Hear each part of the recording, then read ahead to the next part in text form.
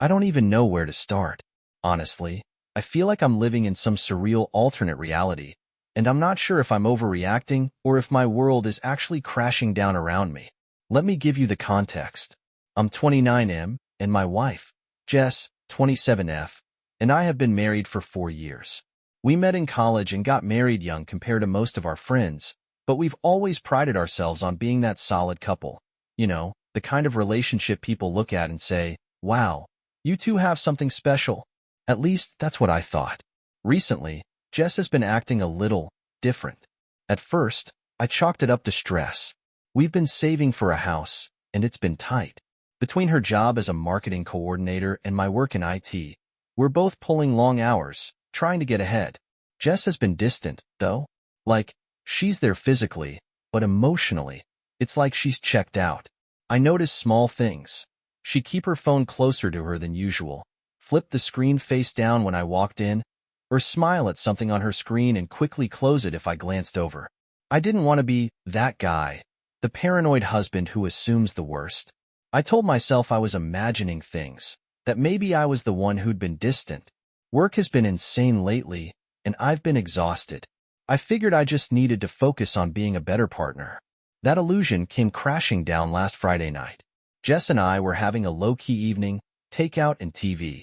When she got up to use the bathroom, her phone was on the coffee table, and for the first time in forever, it wasn't locked. I wasn't even trying to snoop, but then I saw a notification pop up. It wasn't from Instagram or Snapchat or anything I'd recognize. It was from some dating app I'd never even heard of. The name escapes me now because everything after that was a blur, but it was something obscure. My stomach dropped. I told myself I was being dramatic. Maybe it was spam. Maybe it wasn't even hers. But the app opened to a profile with Jess's face staring back at me. Only it wasn't Jess. The name on the profile said Sarah, and the bio was short, just here for a little fun. DM me, winky face. My hands were shaking as I scrolled through the messages. There were dozens of conversations with random guys. Some were harmless, just jokes or light banter, but others were blatantly flirty. A couple even crossed into suggestive territory. My chest felt tight, like I couldn't breathe. I'm not sure how long I stared at the screen before Jess walked back into the room. The moment she saw me holding her phone, her face went pale. She froze, and for a second, I thought she might turn around and walk right back out of the room. Instead, she lunged forward and tried to grab the phone from me. "What is this, Jess?" I asked, my voice barely above a whisper. She didn't answer right away. She just stood there, staring at me, her mouth opening and closing like a fish gasping for air. Finally, she let out this frustrated sigh and said, "It's nothing, okay? It's just a stupid app. I wasn't going to meet anyone." "Then why are you on it?" I shot back. "Why use a fake name? Why?" My voice cracked. "Why hide it?" Her excuses came tumbling out like an avalanche, but her voice wavered, a mix of defensiveness and guilt. She said it was harmless, that she'd been bored and stressed, and that she'd never intended to actually meet up with anyone. Her hands fidgeted in her lap, and her eyes darted away from mine, as if she couldn't bear to see the hurt on my face. There was a tremor in her voice when she added, "It's just for fun. I swear, I didn't cheat on you." But her definition of cheating didn't exactly line up with mine. I'd always thought of marriage as this sacred bond. You're a team. You're honest with each other. You don't go behind each other's backs to seek validation from strangers online. I couldn't listen to her anymore. I got up, grabbed a pillow and blanket, and went to the couch. I don't know what I expected. Maybe for her to come out and try to talk to me, to explain herself better. But she didn't. She stayed in the bedroom. I'm not even sure if she cried. I know I did. The next morning, the tension was suffocating. She came out, mumbled a half-hearted "good morning," and made herself coffee like nothing had happened. I couldn't even look at her. My mind was racing with a million questions. Was this the first time she'd done something like this? Was she telling the truth about not meeting anyone? Did I even know my wife at all? Later that day, I did what any modern-day sleuth would do. I Googled the app. Apparently, it's a hub for people looking for casual fun and discreet connections. Reading the reviews and threads about it made my stomach churn. This wasn't just some harmless distraction. People use this app to cheat. Jess finally broke the silence that evening. She sat down next to me on the couch, the soft hum of the refrigerator in the kitchen cutting through the heavy quiet of the room. The air felt thick, like it was pressing down on me, making it hard to breathe. She said, "I'm sorry. I didn't mean to hurt you," her voice barely above a whisper, trembling slightly. I could see her hands twisting in her lap, her knuckles white, and her gaze fixed on the floor. My mind was racing, a storm of anger, sadness, and confusion all colliding at once, leaving me paralyzed. I asked her the question that had been haunting me all day: why? Her eyes welled up with tears as she confessed, "I don't know. I guess I just needed to feel wanted. Things have been hard lately, and I felt invisible." That hit me like a ton of bricks. Invisible? Had I been neglecting her? I'd been working long hours, sure, but I'd never stopped showing her I cared. At least, I thought I hadn't. But maybe I'd missed something. Maybe I'd been so focused on our future, on saving for the house, planning for kids someday, that I'd forgotten about the present. I didn't say much after that. I nodded, told her I needed time to think, and went for a long drive. Part of me wanted to believe her, to accept that this was just a stupid mistake and move on. But another part of me couldn't shake the image of those messages, of her smiling at her phone while chatting with strangers. It felt like a betrayal, even if she hadn't physically cheated. It's been a few days now, and I'm still lost. Jess wants to move past this, but I don't know if I can. Every time I look at her, I wonder if she's hiding something else. I keep replaying everything in my head, trying to figure out where we went wrong. Is this something we can fix, or is it the beginning of the end? I'm not sure what to do. I've thought about talking to a therapist or a marriage counselor, but I don't even know where to start. I'm scared. Scared of losing her. Scared of staying and never trusting her again. The next morning, I woke up with a hollow ache in my chest. Jess was still asleep when I slipped out of bed and went to the kitchen. I sat there, nursing a cup of coffee, staring blankly out the window as a million questions swirled in my mind. I needed answers. Half the battle was not knowing the full story, and the other half was the fear of what I might find if I kept digging. When Jess finally woke up and came out, the tension between us was palpable. She sat across from me at the table, her hands cupped around her own coffee mug. For a few minutes, we just sat there in silence, the air between us heavy with unspoken words. Finally, I broke the quiet. "Jess, I need to ask you something," I said, my voice calm but firm. "I need you to be completely honest with me. Is there anything else you're hiding? Anything at all?" Her eyes widened slightly, and for a moment, I thought I saw fear flash across her face. She shook her head. "No, I told you everything. It was just the app, I swear." But her answer didn't sit right with me. There was a hesitation in her voice, a slight tremor that made my stomach churn. I decided I couldn't just take her word for it. I needed proof. That's when I asked her if I could see her phone again. The request clearly caught her off guard. "Why?" "I already told you what happened," she said, her voice defensive. "Because I need to see for myself." "I'm sorry, Jess, but I can't just take your word for it right now." "Not after everything," I replied, trying to keep my tone even. She hesitated for a long moment before reluctantly sliding her phone across the table to me. As I unlocked it, my heart was pounding in my chest. I wasn't sure what I was expecting to find. Maybe more messages, maybe something worse. What I wasn't expecting was the emptiness. The app was gone. Not just logged out, but uninstalled completely. "I deleted it," she said quickly, as if anticipating my next question. "I didn't want it on my phone anymore. I wanted to prove to you that I'm serious about moving past this." But to me, it felt more like she was trying to erase the evidence. I checked her messages, her emails, her social media accounts. Nothing. Either she was telling the truth, or she'd been very careful about covering her tracks. Neither possibility gave me much comfort. "I'm trying, okay?" she said, her voice breaking. "I know I screwed up, but I'm trying to fix it. What else do you want from me?" "I want to trust you again," I said simply, "but I don't know how." Her eyes filled with tears, and she looked away, biting her lip to keep from crying. I wanted to comfort her, to tell her it would be okay, but I couldn't.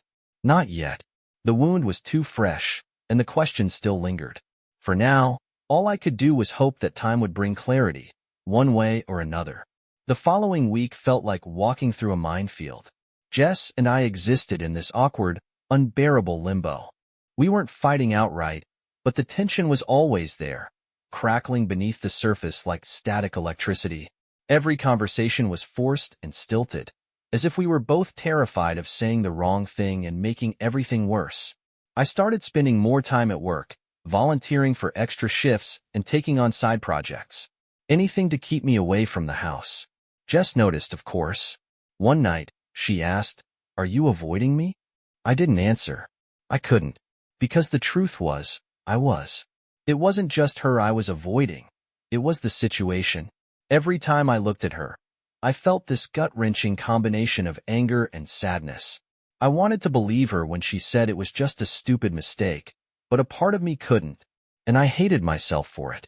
Then, one evening, I came home to find Jess sitting at the dining room table, a notebook and pen in front of her. She looked up as I walked in, her expression tense but determined. "We need to talk," she said. I hesitated, hanging my coat on the back of a chair. "About what?" "About us. About what we're going to do. Because we can't keep living like this. It's killing me, and I know it's killing you too." Her voice cracked, but she kept going. "I'm sorry for what I did. I know I hurt you. But I can't keep apologizing forever if you're not willing to even try to forgive me." Her words hit me hard. She was right.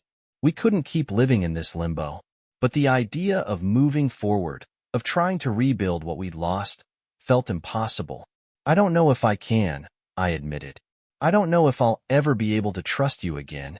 Jess's face crumpled, and for the first time in days, I saw real, raw emotion from her. "Then what's the point? If you've already decided you can't forgive me, just say it. Say it so we can stop pretending like there's a chance." I didn't know what to say. I sat down across from her, staring at the notebook. It was filled with notes, ideas, plans, lists of things we could do to rebuild our relationship. Therapy, date nights, open communication exercises. It was clear she'd been putting in effort, trying to find a way to fix what she'd broken. But as much as I wanted to believe it could work, doubt gnawed at me. Could I ever look at her and not see the betrayal? Could I ever let go of the anger? "I don't want to give up," she said softly, "but I can't do this alone. I need you to meet me halfway." I ran a hand through my hair, feeling the weight of the decision pressing down on me. "I don't know if I'm ready," I admitted, "but I'll try." Her eyes filled with tears, but this time, there was a glimmer of hope. "That's all I'm asking. Just try." And so, we began. Therapy sessions, long conversations, and tentative steps toward rebuilding what we'd lost. It's not easy, and there are days when it feels like we're getting nowhere. But for the first time in weeks, I feel like there's a glimmer of hope. Whether that hope is enough to save us, I don't know, but I'm willing to find out. The first therapy session was nothing short of awkward. I mean, how do you even start unpacking years of trust, love, and connection when a giant wedge has been driven between you? Jess and I sat stiffly on the couch in the counselor's office, the neutral beige walls and soothing decor doing little to ease the tension. I couldn't bring myself to look at her, so I focused on a framed print of a waterfall instead. "Why don't we start with what brought you here today?" the therapist, a soft-spoken woman named Dr. Moreno, asked. Jess opened her mouth, but nothing came out at first. Finally, she said, "I made a mistake. A big one. And it hurt him." That was the understatement of the century. I resisted the urge to scoff and instead nodded, my jaw tight. Dr. Moreno looked at me. "And how do you feel about what Jess just said?" I shrugged. "I guess it's accurate. She did hurt me, and I'm not sure I can move past it." Jess flinched, and for a second, I felt bad. But then I reminded myself that I was here because of her actions, not mine. Still, the look on her face told me how much my words had stung. Part of me wanted to soften the blow, but another part wanted her to feel what I was feeling. Dr. Moreno's calm voice interrupted my thoughts. "It's clear that there's a lot of pain on both sides. Healing will take time, but it starts with open and honest communication. Jess, can you tell me why you made the choice to engage with the app?" Jess shifted uncomfortably. "I don't know," she began. "I was feeling disconnected. from him, from myself. It was like I needed validation, even if it was from strangers. Her words cut deep. So I wasn't enough? I blurted out before I could stop myself. It's not that, she said quickly, her voice trembling. You are enough. I don't know how to explain it. It's like I needed to feel wanted in a different way. Dr. Moreno stepped in, guiding the conversation back to calmer ground. She asked questions about our relationship before the incident, helping us peel back the layers of what had led to this point. I reluctantly admitted that I'd been so focused on work and saving for the future that I might have overlooked the present. Jess acknowledged that she hadn't communicated her feelings and had sought attention in the worst possible way. By the end of the session, I felt emotionally wrung out, but there was a flicker of something I hadn't felt in weeks. Understanding. It wasn't forgiveness, not yet, but it was a start. In the weeks that followed, therapy became a regular part of our lives. Each session was like walking through a minefield, but slowly, we started uncovering the patterns and missteps that had led us here. Jess opened up about her insecurities and how she'd let them fester instead of addressing them. I talked about the pressure I felt to be the perfect husband and how I'd equated providing financially with being emotionally present. Outside of therapy, we began implementing small changes. Date nights became a weekly ritual.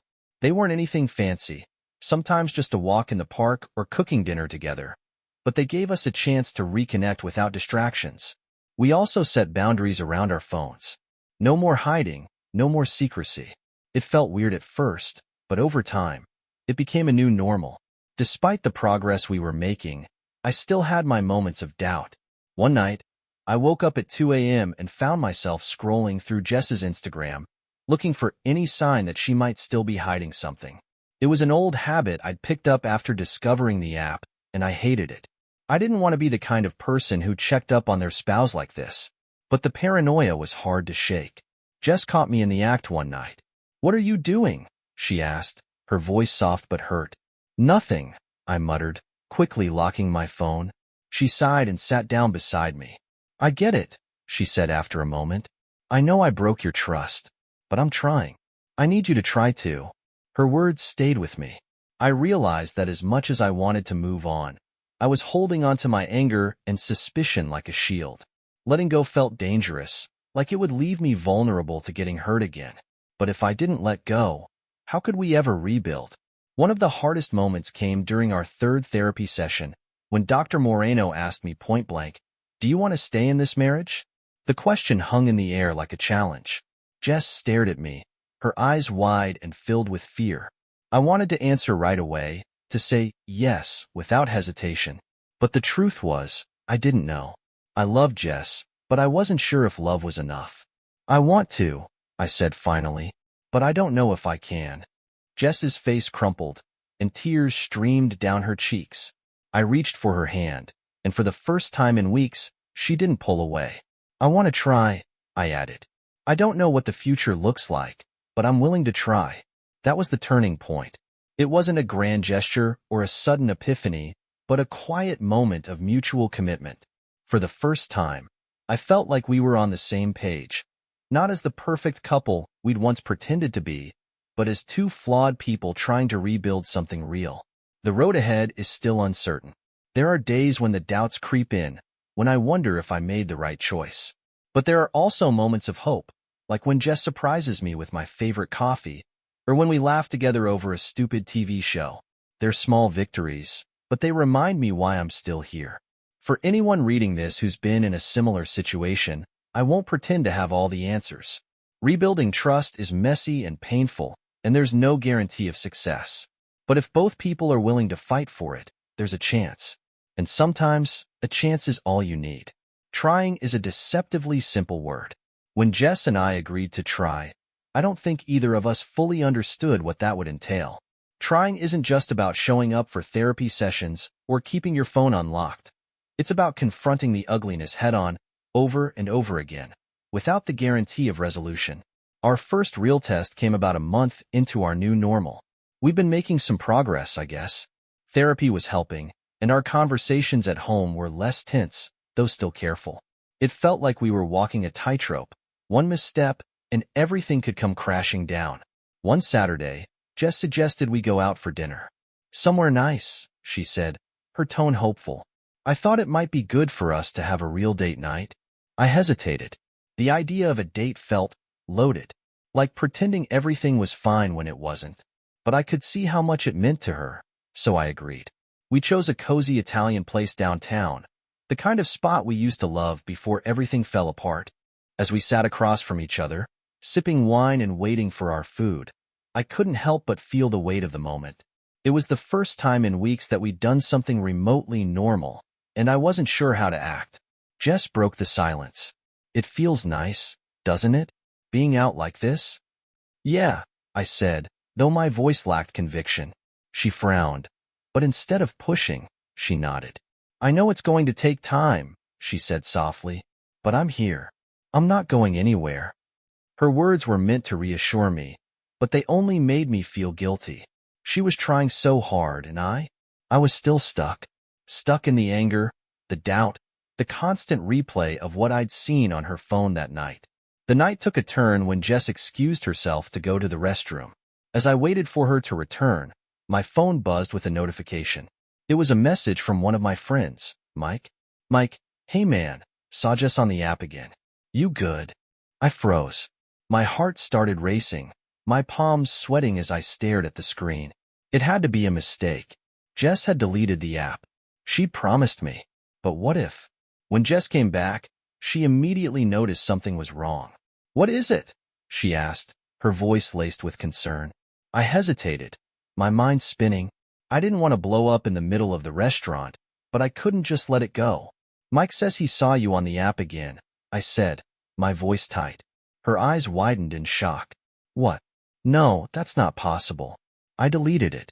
I haven't even touched it since everything happened. Are you sure? I pressed. Because if there's something you're not telling me. There isn't, she interrupted, her voice trembling. I swear, I don't know what he's talking about. The waiter chose that moment to bring our food, and the tension at the table was so thick it could have choked someone. Jess barely touched her meal, and I wasn't much better. The drive home was silent, and when we got back, she immediately handed me her phone. Go ahead, she said. Check everything. I have nothing to hide. I didn't want to, but I felt like I had to. I went through her apps, her messages, even her browser history. Nothing. The app was gone, just like she'd said. It wasn't me, she said quietly as I handed her phone back. I don't know why Mike thought he saw me, but it wasn't me. I wanted to believe her. God, I wanted to. But the doubt lingered, like a splinter I couldn't quite reach. Later that night, I messaged Mike to get more details. Turns out, he'd seen a profile with Jess's picture but under a different name. Could be someone catfishing, he suggested. Her pics are probably still out there, right? The idea hadn't even occurred to me, but it made sense. Jess had uploaded several photos to the app before deleting it. Someone could have easily saved them and created a fake account. When I brought it up to her, she looked horrified. Do you think I should report it? She asked. Yeah, I said. You probably should. She did, and though it didn't erase my doubts entirely, it helped. A little. The incident with Mike forced us to have a tough conversation about trust. I know it's hard for you, Jess said one night as we lay in bed. And I don't blame you for being suspicious, but I need you to trust me, even if it's just a little. I'm trying, I said, but it's not easy. I know, she whispered, and I'm not going to give up. Even if it takes years, I'll keep proving myself to you.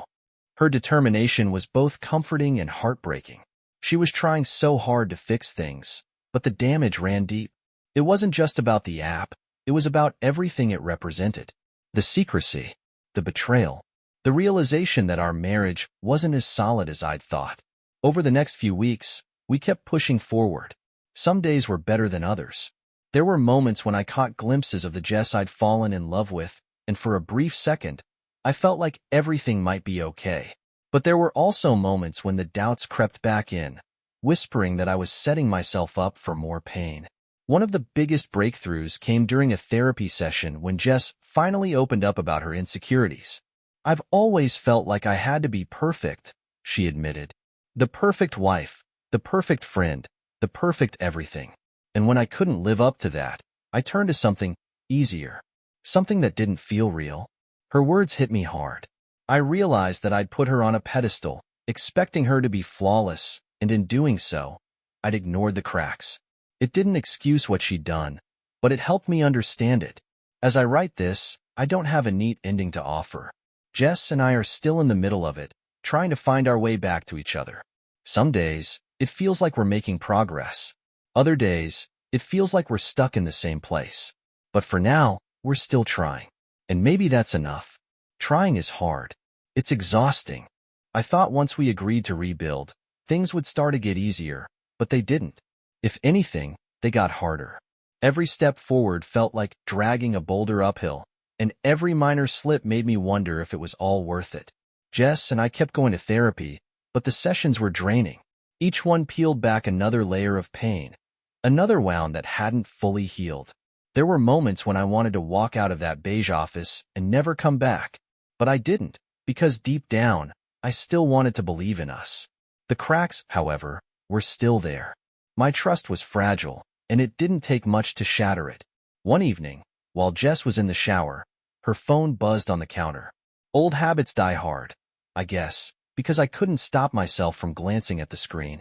It was just a notification from her bank, but my heart was already pounding. I hated that I'd become this person, the one who checked over his shoulder, who second-guessed every innocent moment. But how could I not? The foundation of our marriage had been shaken, and I was still trying to find my footing. Jess noticed my hesitation, of course. One night, as we were lying in bed, she turned to me and said, "Do you still think I'm lying?" I didn't know how to answer. "It's not that I think you're lying," I said carefully.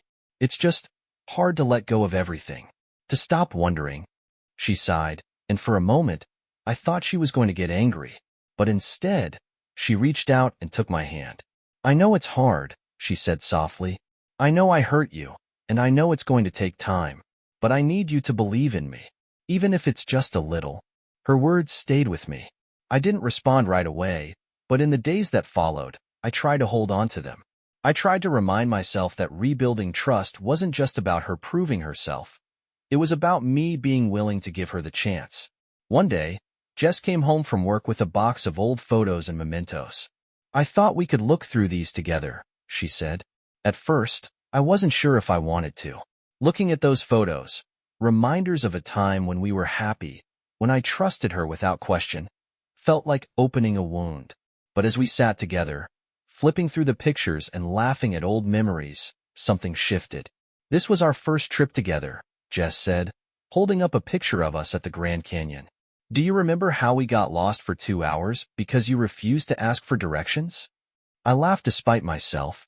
"And then you tried to use the stars to navigate us back. It worked, didn't it?" she teased.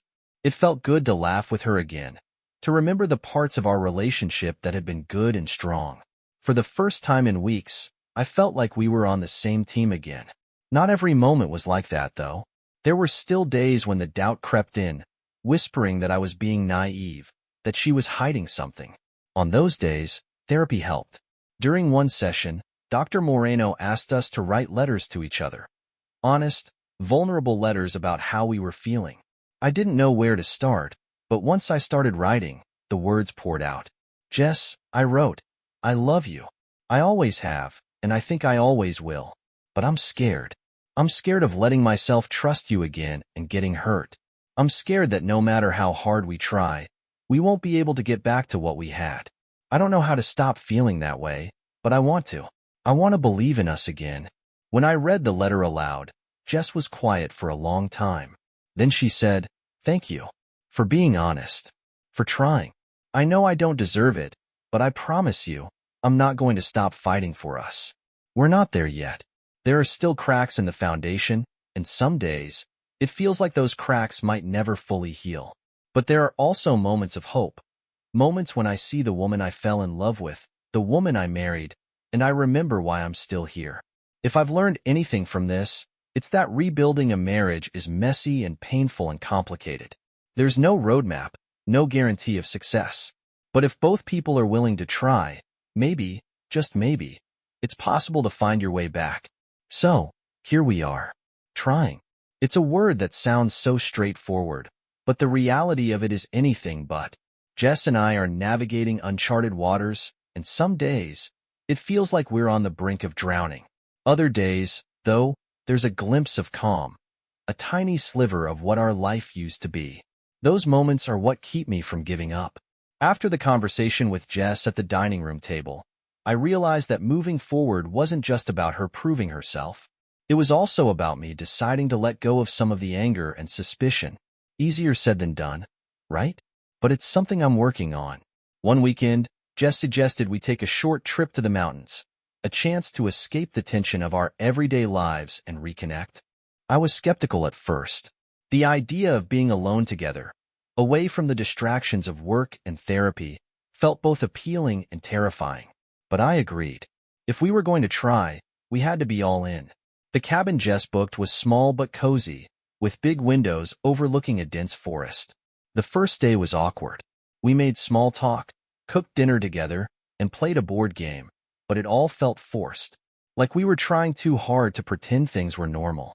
That night, as we sat by the fire, Jess said, "Do you ever think about how we met?" I smiled faintly. "Yeah, you were running late to that lecture, and you tripped over my backpack. And you just sat there laughing while I tried to gather my stuff," she added, a hint of amusement in her voice. "You were so flustered. I thought it was cute." We both laughed, and for the first time in weeks, the tension between us seemed to fade. It was a small moment, but it reminded me why I fell in love with her in the first place. That night, we talked for hours, about our favorite memories, our fears, our hopes for the future. It felt like peeling back layers of ourselves that had been buried under stress and resentment. The trip wasn't a magical fix, though. When we got back home, reality hit hard. There were still unanswered questions, lingering doubts, and moments when the weight of everything felt unbearable. One night, while Jess was asleep, I found myself scrolling through old photos of us on my phone. Pictures from our wedding, vacations, and lazy Sundays at home. In every photo, Jess was smiling, her eyes full of warmth. I wanted to believe that the woman in those pictures was still the same person sitting next to me in therapy sessions. But part of me couldn't shake the fear that I didn't really know her anymore. The next morning, Jess caught me staring at one of the photos. "What are you looking at?" she asked. "Just us," I said, showing her the picture. "Do you think we can ever get back to this?" She looked at the photo for a long time before answering. "I don't know, but I want to try." Therapy became the anchor that kept us from drifting too far apart. Dr. Moreno encouraged us to keep talking, even when it was uncomfortable. One session, she asked me to describe what I needed from Jess to feel secure again. "I need honesty," I said. "Total transparency. No more secrets, no more hiding. And I need to feel like I'm enough for her. Like she doesn't need anyone else." Jess nodded, tears streaming down her face. "I can do that," she said. "I want to do that. I just need you to believe in me." It was a turning point, but it also put the ball in my court. If Jess was willing to put in the work, I had to meet her halfway. That meant letting go of some of the walls I'd built around myself, no matter how vulnerable it made me feel. A few weeks later, we had another test. Jess was out with some coworkers for happy hour, and I was at home, trying to focus on a project for work. Around 10 p.m., my phone buzzed with a text from Jess, "Running late. Heading home soon." It was a simple message, but my mind went into overdrive. What if she wasn't really with her coworkers? What if she was meeting someone else? The doubts spiraled until I was pacing the living room, my heart racing.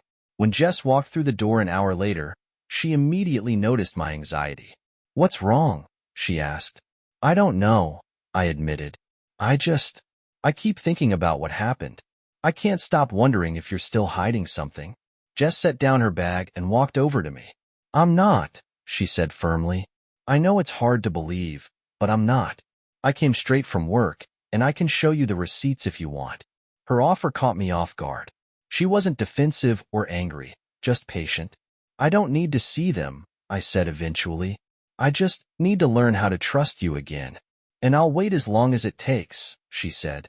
That night was a small victory. I didn't check her phone, and she didn't feel the need to over-explain. It wasn't perfect, but it was progress. Looking back, I can see how far we've come, even if it doesn't always feel that way.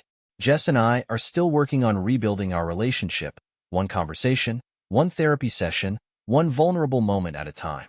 It's not easy, and there are no guarantees. But for the first time, I feel like we're moving in the right direction. For anyone who's been through something similar, I don't have all the answers.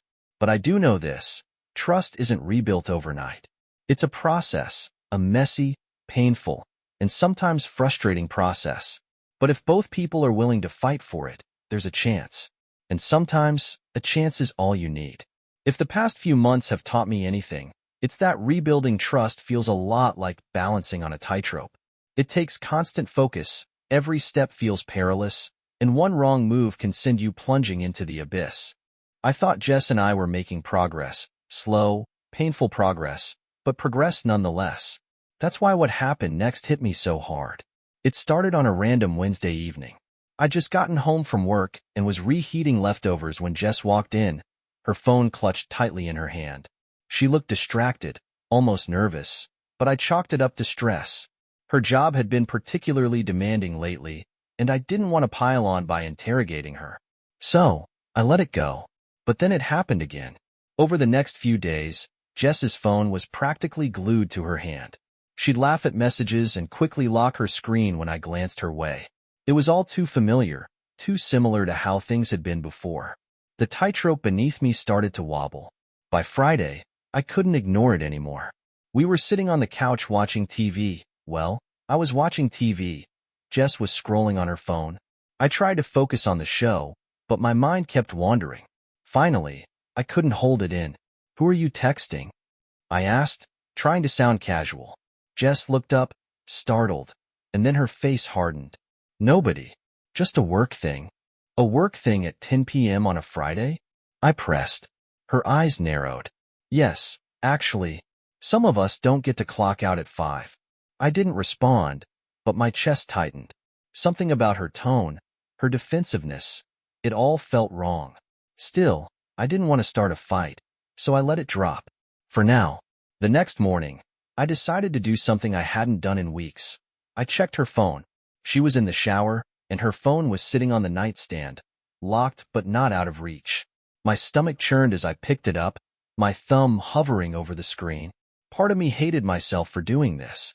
Another part felt justified. The first thing I noticed was that her passcode had changed. My heart sank. Jess had promised me full transparency, and this felt like a slap in the face. But I wasn't ready to confront her yet, not without evidence. So, I put the phone back where I found it and spent the rest of the day in a haze, trying to figure out what to do. That evening, I couldn't hold it in any longer. "Why did you change your passcode?"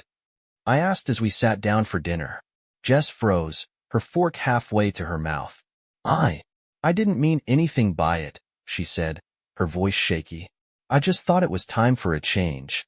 "A change?" I repeated, my voice rising despite myself. "You promised me transparency, Jess. How is this transparent?" She set her fork down and sighed. "I didn't think it would be a big deal. I can give you the new code if you want." Her offer caught me off guard, but it didn't erase my frustration. "That's not the point," I said. "The point is that you did it without telling me. After everything we've been through, how do you think that looks?" "I'm sorry," she said quietly. "I didn't mean to upset you." I wanted to believe her, but the nagging doubt in my mind wouldn't go away. The breaking point came 2 days later. Jess was at the grocery store, and I was home alone when my phone buzzed with a notification from Instagram. It was a DM from an account I didn't recognize. Curious, I opened it, and my blood ran cold. The message was from a man named Ryan. "Hey man, just thought you should know, your wife's been messaging me on the app. She's been using a fake name, but I recognized her from your pictures. Sorry to be the one to tell you." Attached was a screenshot of a conversation. It wasn't explicit, but it was flirty enough to make my stomach churn. The profile picture was Jess's, but the name said Emily. My hands shook as I stared at the screen, trying to make sense of it. Had Jess lied to me again? Was she still using the app, or was this another case of someone catfishing with her photos? When Jess got home, I didn't give her a chance to put the groceries away. "We need to talk," I said, holding up my phone. Her face paled when she saw the message. "I don't know who that is," she said quickly. I swear, I'm not on the app. Then how do you explain this? I demanded, pointing to the screenshot. Jess's eyes filled with tears. I don't know, she said, her voice trembling. Maybe someone's using my pictures again. You know that happened before? Then why does it feel like you're hiding something? I shot back. The phone, the passcode, the defensiveness. How am I supposed to believe you? Jess broke down, sobbing. I'm not lying to you, she said. I know I messed up before, but I've been trying so hard to make things right. I don't know why this is happening, but I'm not doing anything wrong. I wanted to believe her. God, I wanted to. But the doubt was suffocating. That night, I didn't sleep. My mind replayed everything over and over, searching for answers. Was Jess telling the truth? Or was I being played for a fool? The tightrope beneath me was shaking violently, and I didn't know how much longer I could hold on. The next morning, I made a decision. We need to take this to therapy, I told Jess. I can't keep doing this on my own. She nodded, her eyes red from crying. Okay, she said. Whatever it takes. I don't know what the future holds. I don't know if Jess and I will make it through this, or if the trust between us is too broken to repair. But I do know one thing. I can't keep living in this limbo. Something has to give. It's strange how trust works. It takes years to build and only seconds to destroy, and once it's gone, everything, even the most innocent actions, feels like a betrayal. That's where I'm at now. Every smile Jess gives me, every time she reaches for my hand, every soft apology, none of it feels real. I want to believe her, I do, but my gut won't let me. And that gut feeling, that instinct, has kept me alive in this mess. After the message from Ryan, we brought everything to therapy. Jess was adamant that she wasn't using the app, that it was someone catfishing with her photos. Dr. Moreno tried to mediate, asking questions like, what would it take for you to trust her again? And Jess, what steps are you willing to take to prove you're being honest? Jess offered to delete her social media accounts entirely. If that's what it takes, she said, her voice firm. I don't need Instagram or Snapchat or any of it. It was a bold move, and I almost felt guilty for doubting her. But something about it felt too performative. Like she was trying too hard to convince me she had nothing to hide. Still, I accepted her offer, and she handed me her phone right there in the office to delete the accounts. The problem was, it didn't feel like enough. Not after everything. A few days later, I was at work when I got another message from Ryan. This time, it was a video. My heart raced as I opened it. The clip showed a screen recording of a conversation on the dating app. The messages were short but flirty, and at the bottom, there was a voice memo. When Ryan clicked it, I heard Jess's voice, clear as day, saying, "You're funny. I like talking to you."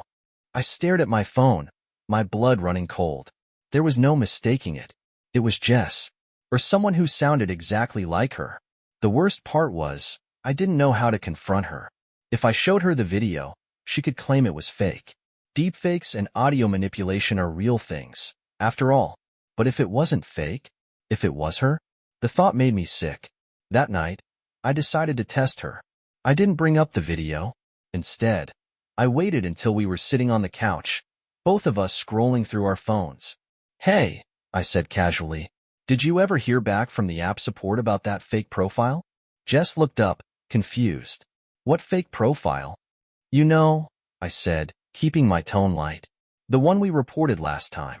Didn't they say they'd follow up? Oh, that, she said, waving her hand dismissively. No, I haven't heard anything. I doubt they'll do anything about it. Her answer felt off. Too quick, too practiced. But I didn't press further. I needed more proof before I confronted her. Over the next few days, I started digging. I searched every corner of the internet for clues, reverse image searches, forums, even the app's terms of service to see if there was a way to subpoena user data. I didn't find much, but what I did find made my stomach turn. Ryan wasn't the only person to message me about Jess. An older DM from a woman named Clara popped up in my Instagram requests. I'd ignored it at the time, thinking it was spam, but now it felt like a puzzle piece I'd overlooked. Clara's message read, "Hi, I don't know if this is weird, but I thought you should know someone's using your wife's pictures on a dating app. I saw her profile and recognized her from your photos. Just wanted to give you a heads up. Why hadn't I noticed this before? I replied immediately, asking if she had screenshots or anything else she could share. Clara responded within the hour, sending me a link to the fake profile. The account was gone, but the screenshots she'd taken were eerily similar to the ones Ryan had sent me. The same photos, the same flirty bio, the same voice memo. That night, I couldn't keep it in any longer.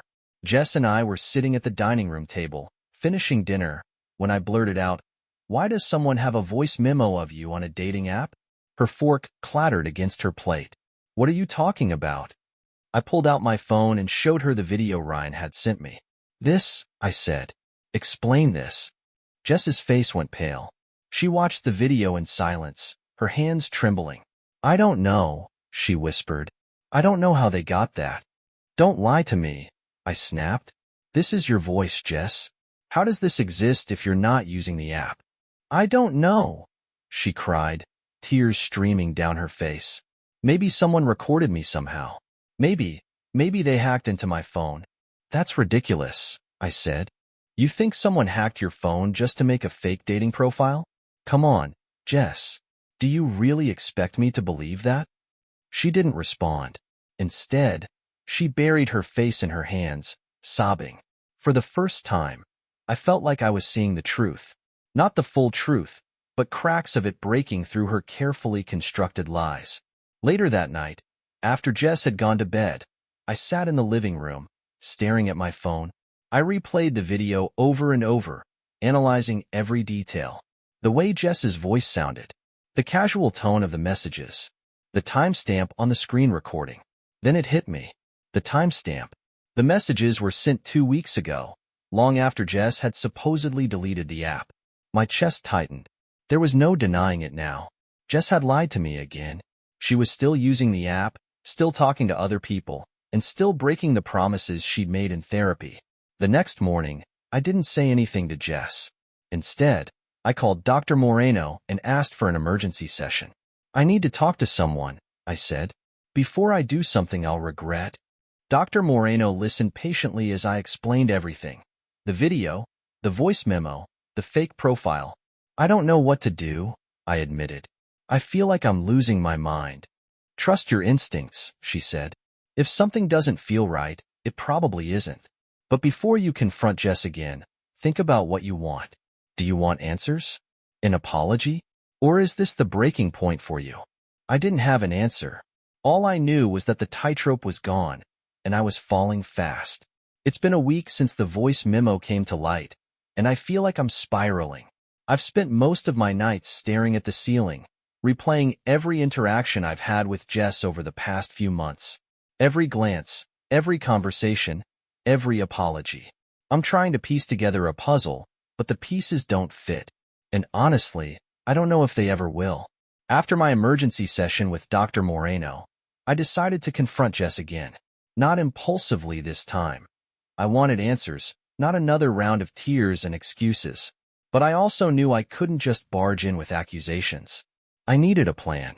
Something clear, direct, and impossible for her to wiggle out of. The conversation happened on a Sunday morning. Jess was sitting at the kitchen table, scrolling through her laptop while sipping coffee. She looked so normal, so calm, that it almost made me second-guess myself. Almost. "I need to talk to you," I said, sitting down across from her. Jess looked up, her brow furrowing. "What's wrong?" "I want the truth," I said, keeping my voice steady. "About the voice memo. About the app. About everything." Her expression shifted. Fear, guilt, and something else I couldn't quite place. "I told you," she began, but I cut her off. "No," I said firmly.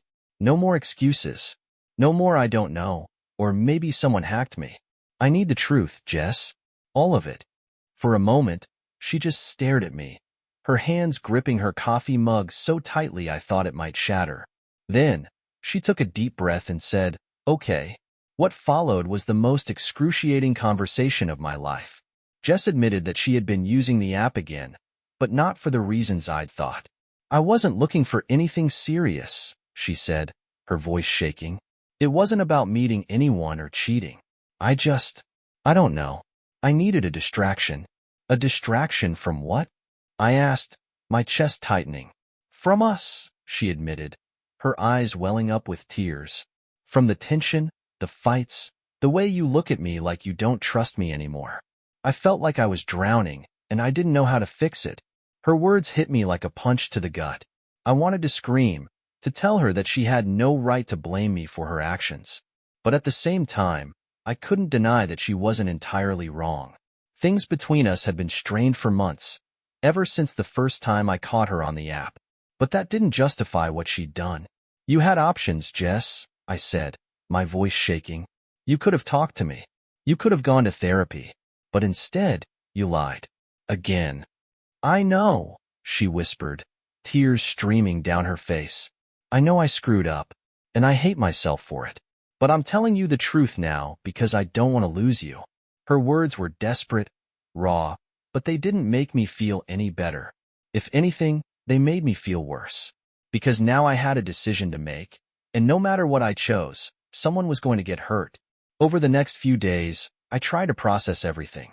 Jess had finally admitted to using the app, but her explanation left me with more questions than answers. Was it really just a distraction? Or was she downplaying the extent of her involvement? And even if she was telling the truth, could I ever forgive her?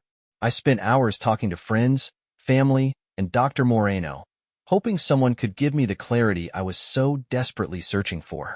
My mom was firmly in the once a cheater, always a cheater camp, while my best friend Mike encouraged me to give Jess another chance. People screw up, he said. If she's really trying to fix things, maybe it's worth sticking it out. But the problem wasn't just Jess, it was me. I didn't know if I could ever trust her again. And without trust, what kind of marriage did we even have? Then, something happened that threw everything into chaos. It was a Thursday evening, and I was at home alone. Jess was working late, or at least that's what she told me. I was scrolling through my email when I noticed a message from an unfamiliar address. The subject line read, "You deserve to know the truth." My heart pounded as I opened the email. Inside was a series of screenshots, messages between Jess and someone named Ethan. The conversations were flirtatious, filled with inside jokes and late-night confessions. But the most damning part was a message Jess had sent just 2 days earlier. I wish I could see you in person. Maybe someday. I felt like the ground had been ripped out from under me. Everything Jess had told me, everything she'd promised, it was all a lie. She wasn't just using the app as a distraction. She was actively pursuing something, or someone, behind my back. I didn't know what to do. My first instinct was to call Jess and confront her, but I stopped myself. I needed more information before I made my move. The next morning, I decided to track down Ethan. I wasn't proud of it, but desperation makes you do crazy things. I searched his name online, cross-referenced it with the screenshots, and eventually found his Instagram profile. His account was private, but his bio included a link to his business website. It didn't take long to find his contact information. My hands were shaking as I typed out an email. "Hi, Ethan. I'm reaching out because I believe my wife, Jess, has been communicating with you. I'm not looking to cause trouble. I just need to know the truth. If you're willing to talk, please let me know." I hit send and immediately felt a wave of nausea. What was I even doing? Was I really about to involve a stranger in my crumbling marriage? But as the minutes ticked by, my phone buzzed with a reply. Ethan's response was short but devastating. "I didn't know she was married. I'm sorry. If you want to talk, here's my number." That evening, while Jess was at work, I called Ethan. He sounded nervous, but willing to answer my questions. "We've been talking for a couple of months," he admitted. "She told me she was single." I swear, I didn't know. I asked if they'd ever met in person, and his answer sent a chill down my spine. "Not yet," he said, "but she's been hinting at it." I was actually supposed to meet her next week. The air left my lungs. Jess hadn't just been flirting. She was planning to take things further. And I was done pretending like everything could be fixed. When Jess got home that night, I was waiting for her. I didn't yell or scream. I simply showed her the screenshots and told her what Ethan had said. She didn't deny it. She didn't even try to explain. She just sat there, crying, as I packed a bag and walked out the door. Now I'm sitting in a motel room, staring at the wall, wondering where it all went wrong. I gave Jess so many chances, so many opportunities to come clean, and she threw them all away. Part of me still loves her, but the trust is gone. And without trust, there's nothing left. I don't know what's next. Maybe we'll get divorced. Maybe I'll move on. All I know is, I can't keep living like this. I deserve better. And maybe, just maybe, Jess does too. The first few nights after I left were surreal.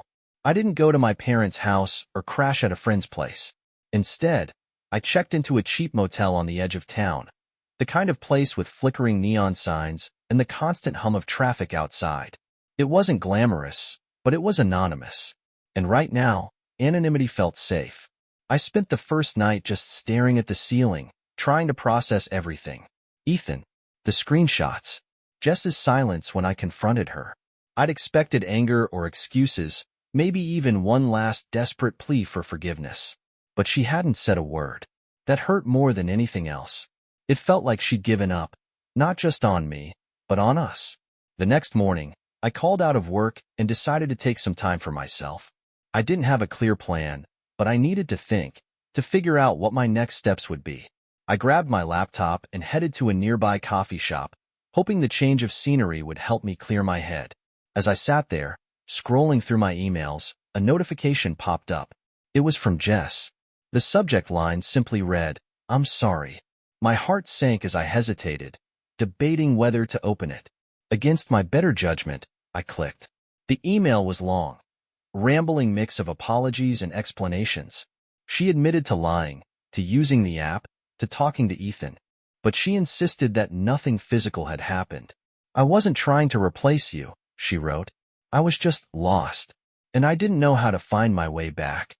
Her words felt hollow. How many times had she said she was sorry? How many promises had she made and broken? I closed the email without replying and sat there, staring at my laptop screen, wondering if I'd ever be able to move past this. By the third day at the motel, I started to feel the cracks forming in my resolve. I missed her. Not the Jess who had lied to me, but the Jess I used to know. The one who tripped over my backpack in college, who laughed at my dumb jokes, who stayed up late talking about our dreams for the future.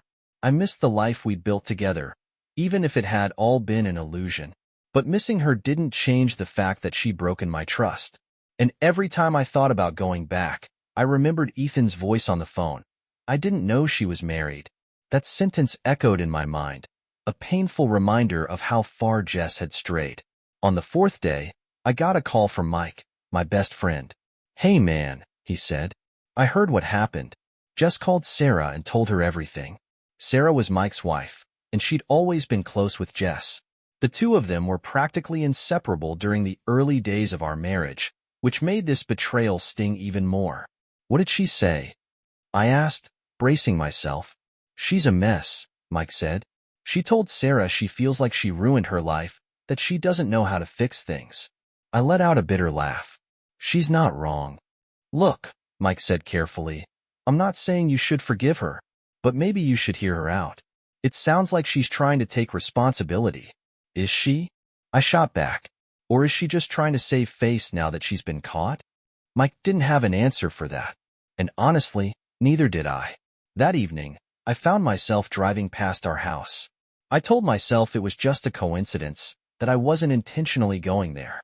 But as I slowed down and saw the lights on inside, I felt an overwhelming wave of sadness. This was supposed to be our home, our sanctuary, and now it just felt like a stranger's house. I didn't go in. I wasn't ready to face her yet. Instead, I kept driving, letting the familiar streets blur together until I found myself at the park where Jess and I used to go on lazy Sunday afternoons. I parked the car and sat there for a long time, staring at the empty swings, trying to remember what it felt like to be happy. The next day, I got another email from Jess. This one was shorter, more direct. She asked if we could meet, just to talk. "I need to say this in person," she wrote. "You don't have to forgive me, but I owe you the truth." Against my better judgment, I agreed. We met at the park that evening, sitting on opposite ends of a bench like two strangers. Jess looked tired, her eyes puffy from crying. For a moment, I felt a pang of sympathy, but then I remembered why we were here. I don't even know where to start, she said, her voice trembling. I've spent the past few days thinking about everything I've done, and I'm so sorry. For all of it. I didn't respond, letting her continue. I was selfish, she admitted. I used the app because I wanted attention, because I wanted to feel wanted. But it was never about replacing you. It was about trying to fill this void inside me. And I know that's not an excuse. I just want you to understand. Her words were raw, vulnerable. But I couldn't shake the anger that had been building inside me for weeks. Do you have any idea what you've put me through? I asked, my voice shaking. Do you know how humiliating it was to hear from Ethan?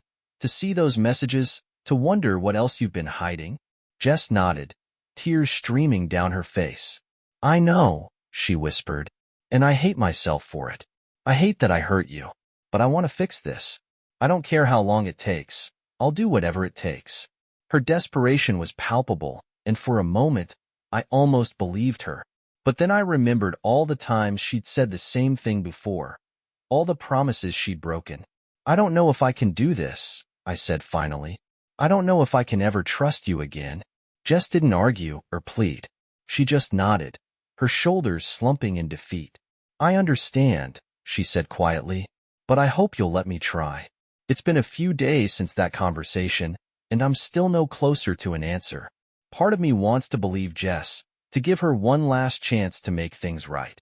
But another part of me wonders if I'm just setting myself up for more pain. For now, I'm staying at the motel, trying to take things one day at a time. I don't know what the future holds, if Jess and I can rebuild what we've lost, or if it's time to let go and move on. All I know is that I can't make this decision lightly, not when there's so much at stake. If anyone reading this has been in a similar situation, I'd love to hear your perspective. How do you know when it's time to fight for your marriage and when it's time to walk away? Because right now, I'm stuck in the middle, and I don't know which way to turn. I thought the worst was behind me. After Jess's confession at the park, I told myself there couldn't be anything left to uncover. She'd laid it all out, the app, the lies, the emotional void she'd been trying to fill. It was messy, it was painful, but it felt like we'd reached the bottom of the barrel. I was wrong. The day started innocently enough. I was still holed up at the motel, trying to figure out my next move. Work had become my refuge, a place where I could drown out the noise in my head by focusing on code and deadlines. That morning, as I sat in the office nursing my third cup of coffee, my phone buzzed with a notification. It was an email. Not from Jess this time, but from an address I didn't recognize. The subject line read, "You need to know the whole story." My stomach sank as I opened it, half expecting another string of screenshots or a message from someone like Ethan. But what I found was worse. Attached to the email was a PDF, a detailed log of messages, photos, and voice memos from Jess's profile on the app. It wasn't just a few flirty conversations. It was hundreds of interactions, spanning months.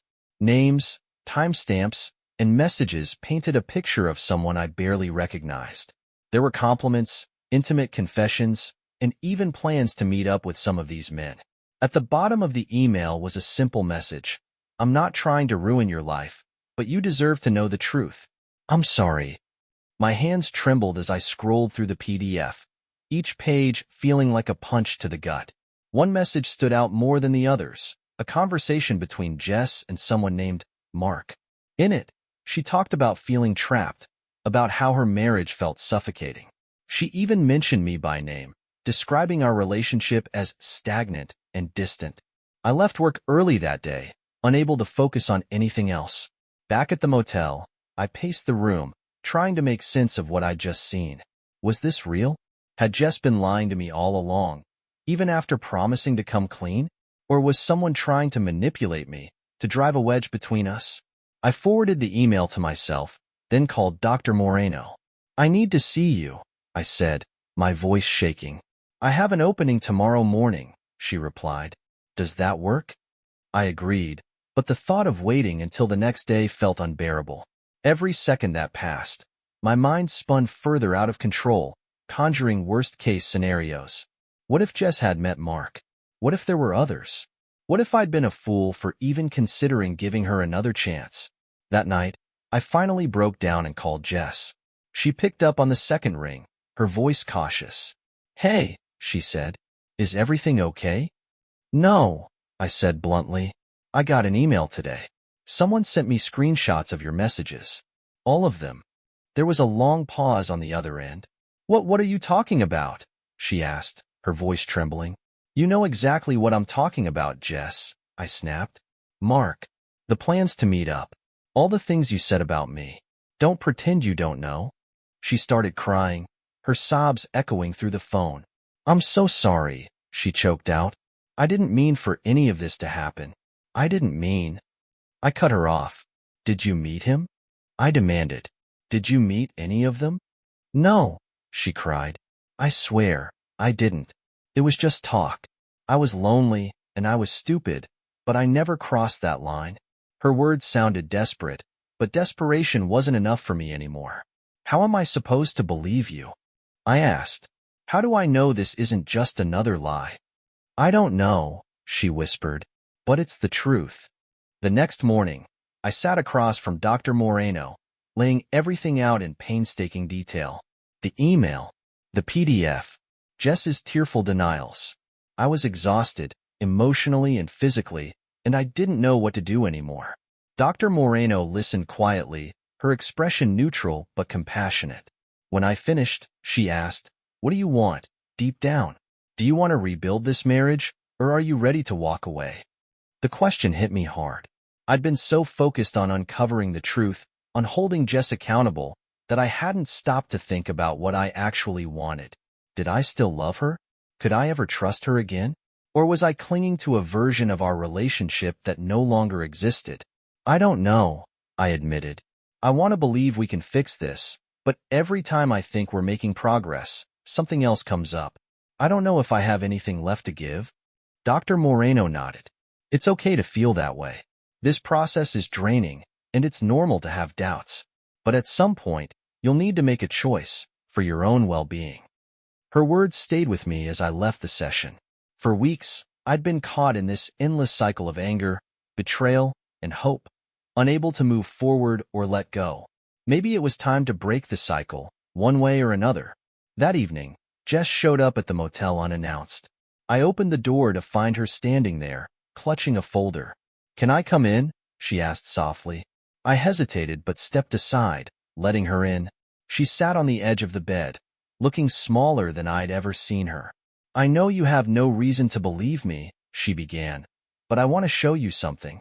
She handed me the folder, which contained printed copies of messages and emails. "These are from the app," she said. "I contacted their support team and requested all the data they had on my account. I wanted to prove to you that I never met anyone." I flipped through the pages, scanning the timestamps and messages. To my surprise, there was no evidence of meetups, no hotel receipts or location data that suggested she'd taken things offline. The messages were flirty, yes, but they stayed in the realm of online fantasy. "It doesn't excuse what I did," Jess said quietly. "I know that, but I didn't want you to think I'd gone further than I did." For the first time in weeks, I felt a small flicker of relief. It didn't erase the pain or rebuild the trust, but it was something. "Why didn't you tell me about this sooner?" I asked. "I was scared," she admitted. "I thought you wouldn't believe me. And honestly, I didn't want to face it myself. Seeing everything written out like that, it's humiliating." Her honesty caught me off guard. For once, it felt like she wasn't trying to manipulate me or shift the blame. She was just laying it all out, raw and unfiltered. "I don't know where we go from here. The anger hasn't disappeared, and the doubt still lingers. But for the first time, I feel like we're starting to have real conversations, not just about what happened, but about why it happened and whether we can move forward. Maybe that's enough for now. Maybe it's a start. Or maybe it's just another chapter in a story that's already over. I honestly don't know. But what I do know is that I need to take it one day at a time. And that's exactly what I'm going to do." When people talk about closure, they make it sound so clean. Like it's a single moment where everything suddenly makes sense, where you can tie up all the loose ends and move on. But the truth is, closure isn't something you find. It's something you decide to give yourself. That's what I've come to realize over these past few weeks. Jess and I have been living in this strange, liminal space between trying and giving up. Every conversation feels like a balancing act, every shared moment weighed down by the memories of what's happened. I've spent countless nights lying awake, wondering if I'm making the right choice by staying, wondering if there's even a right choice to make. But now, I think I finally have my answer. It started with another therapy session. Dr. Moreno asked us to write letters to each other, letters that we would read aloud in her office. Jess went first. Her voice trembled as she read about her regrets, about the loneliness and insecurity that had driven her actions.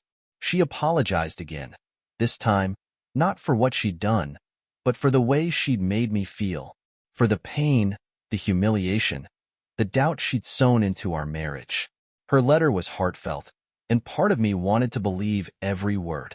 But another part of me, the part that had spent months questioning everything, couldn't help but wonder, was this another performance? Another way to convince me to stay? When it was my turn, I didn't hold back. My letter wasn't as eloquent as hers, but it was honest. I told her how much she'd hurt me, how betrayed I felt, and how hard it was to reconcile the woman I'd married with the one who'd lied to me. But I also told her that I still loved her, that despite everything, there was a part of me that wanted to believe we could make it work. By the time I finished, Jess was crying, and so was I. Dr. Moreno gave us a moment to compose ourselves before asking the question that had been hanging over us for months.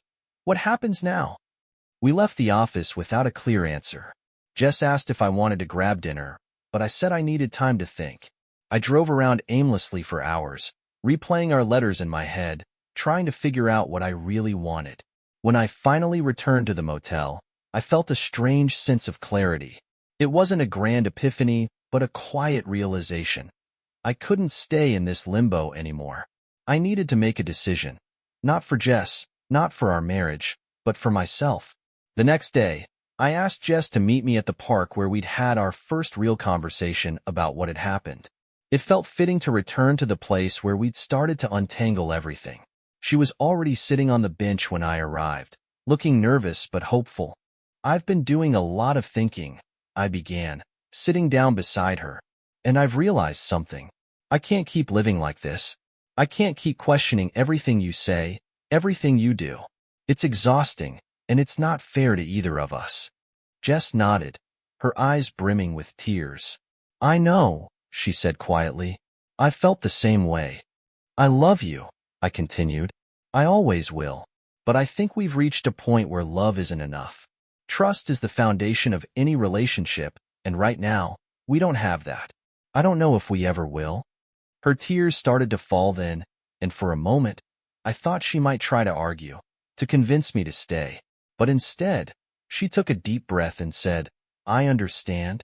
We sat there in silence for a long time, watching the leaves fall from the trees, neither of us knowing what to say. Finally, Jess broke the silence. What happens now? She asked, her voice barely above a whisper. I think we need to go our separate ways, I said. The words felt heavy, but also freeing. It doesn't mean I hate you. It doesn't mean I don't care about you. It just means I need to take care of myself, and I can't do that if I'm constantly questioning you, questioning us. She nodded again, wiping her tears. I want you to be happy, she said, even if it's not with me. The next few weeks were a blur of logistics, splitting up our accounts, deciding who would keep what, figuring out how to explain everything to friends and family.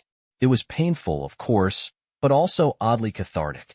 For the first time in months, I felt like I was taking control of my life instead of being swept along by the tide. Jess and I kept things civil, even kind. There was no yelling, no name-calling, no attempts to assign blame. It wasn't an easy process, but it was necessary. By the time we signed the divorce papers, I felt a sense of closure that I hadn't thought was possible. Now, a few months later, I'm starting to rebuild. I've moved into a small apartment on the other side of town, closer to work and farther from the memories of our old life together. I've thrown myself into new hobbies, reconnected with old friends, and even started going to therapy on my own. It hasn't been easy. There are still nights when I lie awake, wondering if I made the right choice, if I could have done more to save our marriage. But those nights are becoming fewer and farther between. And when they do come, I remind myself that sometimes, Letting go is the most loving thing you can do, for yourself and for the person you're letting go of. As for Jess, I don't know where she is now. We haven't spoken since the divorce, and I don't think we will anytime soon. Part of me hopes she's found peace, that she's working through her own issues and figuring out what she wants out of life. Because despite everything, I don't wish her any ill will. I just wish her well, from a distance. So, that's where I'm at. It's not a happy ending, exactly, but it's an ending. And for now, that's enough. If you're reading this and going through something similar, I want you to know that it's okay to choose yourself. It's okay to walk away from something that isn't working, even if it's painful. Because at the end of the day, you deserve to be happy. And so do I.